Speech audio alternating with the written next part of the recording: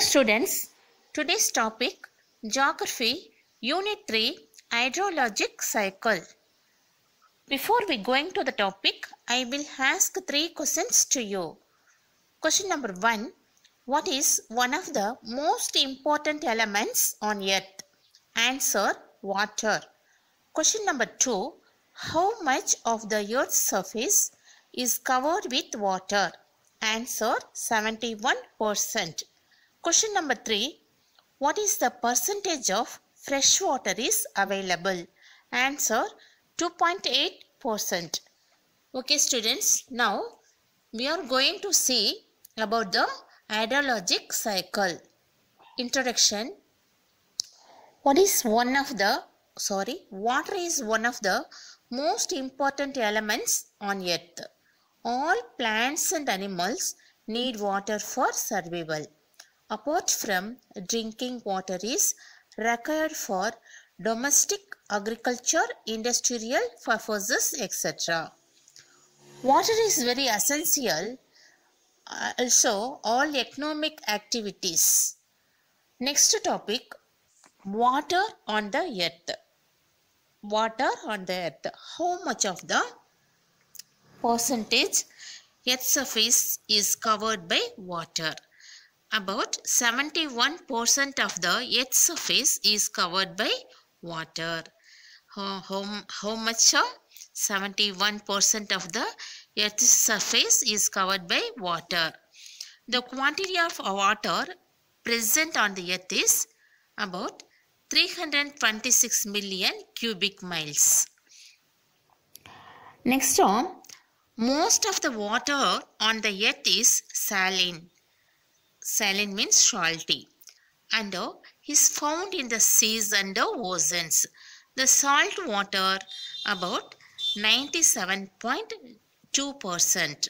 Fresh water is only 2.8%. Out of this 2.8%, 2.2 is available as surface water, and the remaining 0.6% as groundwater.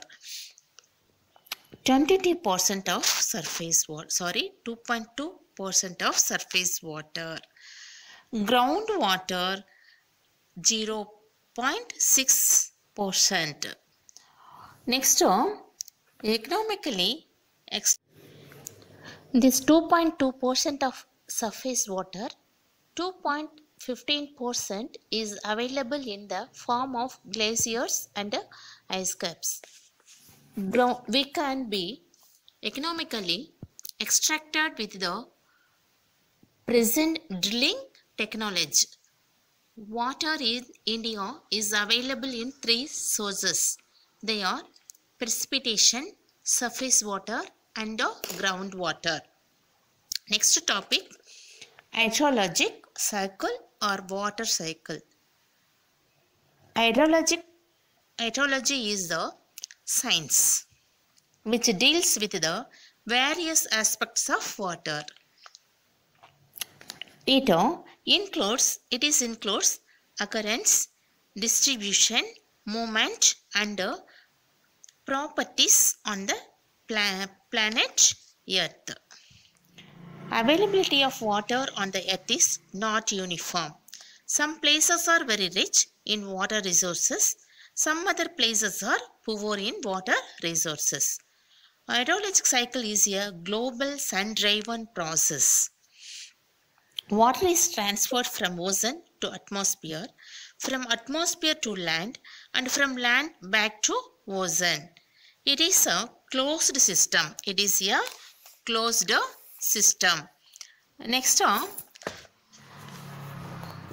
it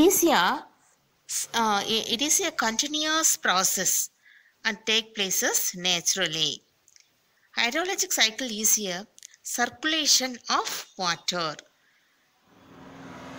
The 3 main phases are evapotranspiration, precipitation, and runoff. First, listen. Evapotranspiration is the process by which water is transferred from land to atmosphere by evaporation, and soil, other surface, and by transpiration from plants. Precipitation is a form of water in atmosphere such as water vapor. Next, runoff. Runoff is the process by which water gets pulled away by gravity. Okay, students. Next, components of hydrologic cycle. First one, evapotranspiration, condensation, precipitation, infiltration, percolation, and runoff. Evaporation is the process by which water is transferred from land to atmosphere by evaporation, and soil, other surface, and by transpiration from plants. Precipitation is a form of water in atmosphere such as water vapor. Runoff is the process by which water gets pulled away by gravity. Evapotranspiration, it is collectively called as evapotranspiration. Next, evaporation refers to the process in the liquid form of water changes into gaseous forms. Water boils at 100 degrees Celsius, 212 degrees Fahrenheit temperature, but it actually begins to evaporate at 0 degree, 32 degree, 0 degree Celsius, 32 degree Fahrenheit, and the process takes place very slowly. Aerial extent to surface water, wind and the atmosphere, humidity or the other variable which affects the rate of evaporation. Next, many studies reveals that the ocean, seas, lakes and rivers provide nearly 90% of the moisture in the atmosphere. The remaining 10% is contributed by plants through transpiration. The rate of evaporation is low during the periods of calm winds than during windy times. During windy, the water vapor is driven away and it is replaced by dry air, which facilitates additional evaporation. Next, the rate of evaporation increases with point number 1, increase in wind speed. Next, increase in temperature. Next, decrease in humidity and increase in aerial extent of surface water bodies. Okay, students. Next, transpiration. The water content in the plants are released into the atmosphere in the form of water vapor. Much of the water taken up by plants is released through transpiration. The rate of transpiration is also affected by the temperature, wind and humidity. The plant pots including barks and leaves also determine the transpiration rate. In case of agriculture, the crop characteristics, its environment and cultivation practices also affect the transpiration process. Next, condensation. Next topic, condensation. It refers to the process in which the gaseous form of water changes into liquid form. The gaseous form of water changes into liquid form.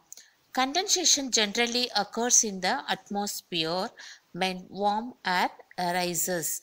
Condensation is responsible for the formation of clouds, which is the primary route for water to return to the Earth's surface. In the water cycle, condensation is the opposite of evaporation. Next, forms of condensation. Dew, fog and clouds are the three major forms of condensation. How many forms? 3 forms. Dew, fog, clouds. First, dew. It is a water droplet formed by the condensation of water vapor. moisture in the air that settles on the plants, etc. It forms when the temperature of an object drops below the dew point temperature. Next, frost. F-R-O-S-T, frost. The ice crystals formed by deposition of water vapor on a relatively cold surface of an object is known as frost. The frost means the cold weather that causes their ice crystals to form. Now, next, freezing also. It forms when the temperature of an object drops below the freezing points of temperature. Next, fog. Fog is the suspended tiny water droplets or ice crystals. The Earth's surface that reduces the visibility to 1000 meter or lower. For aviation purposes, the criterions for fog is 10 km on or less. Next, mist. Mist means water or other liquid finally suspended in air. Water or other liquid finally suspended in air. Next, mist is the tiny droplet of water hanging in the air. When the water vapor in the air is rapidly cooled, mist is less dense than fog. Next topic, clouds. Clouds consist of tiny water droplets or ice particles which are so small and light in weight. The size of the droplets generally range from a couple of microns to 100 microns. Couple of microns to 100 microns. This is the limit beyond which cloud drops become raindrops. Okay, students, thank you.